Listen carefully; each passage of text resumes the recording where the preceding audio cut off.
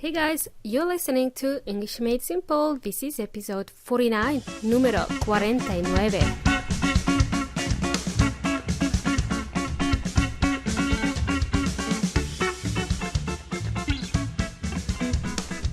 Hello, how are you guys? Welcome, what's up? Welcome to my regular and irregular listeners. Sorry, that was a silly joke. I thought it was quite clever actually. Regular and irregular, get it? Okay, and welcome to my new listeners as well. Thank you for joining me, amigos. This is Milena from EnglishMadeSimple.net. And in today's short and sweet episode, I want to explain a common English expression. And guess what? Native speakers use this one a lot. As a matter of fact, I used it in my last episode. Guilty. And you've probably heard it before, okay? So I'd like to explain what it is. So, in the previous episode, number 48, I mentioned how we take some irregular verbs for granted. More specifically, I mentioned that we take verbs such as to do, to be, and to have. We know these words, okay? We take them for granted. That's an expression. We know them very well. We know these irregular verbs very well. We know how to conjugate them. And now we use them so often that we start to take them for granted. We don't think of them as irregular verbs anymore. And we don't think of them as being hard or difficult anymore because we know them. We're so used to them. To be, to do, to have, right? We know these words and they're irregular. So what I would like to say is that the more you practice irregular verbs, the quicker you'll get used to them. So it will become like a second nature to you. That's another expression. It's going to become second nature to you. You won't struggle anymore. It's just going to be so easy for you. You can take things for granted and you can also take people for granted as well.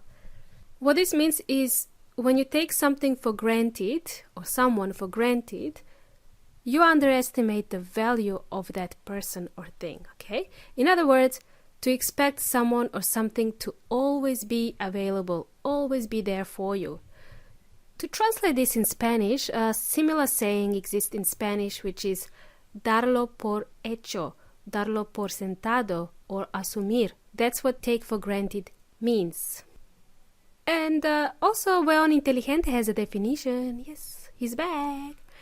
According to weón inteligente, to take something for granted also means to believe something to be the truth without even thinking about it. You just think it's the truth, okay? You don't question it. Easy peasy? Easy peasy lemon squeezy? Here are some examples. Some things that we take for granted in our everyday lives, we take for granted things like food, water, and shelter. Shelter is another word for accommodation, okay? We should be grateful we have these things in our lives, but we take them for granted. I, for example, take my car for granted. I use it every day, but if it broke down all of a sudden, unexpectedly, something went wrong, I would be like, oh crap, what now? And then I would be like, damn, I should have taken better care of my car. I didn't look after it. I didn't take it to service regularly. I don't wash it, I don't clean it, I take it for granted. It just takes me from A to B. And another example, when you take someone for granted, we are all kind of guilty of this. We take family members for granted and we take friends for granted as well. You just know that this person will always be there for you, no matter what. Cool. So this is another expression for you to practice. Taking things for granted. Just before we finish, let me ask you, what do you take for granted? Do you take your phone for granted, for example? Imagine, what if you had left your phone at home this morning? You wouldn't have been able to listen to English Made Simple, and that would have been a disaster, a catastrophe. Alright guys, thank you for joining me. See you next time.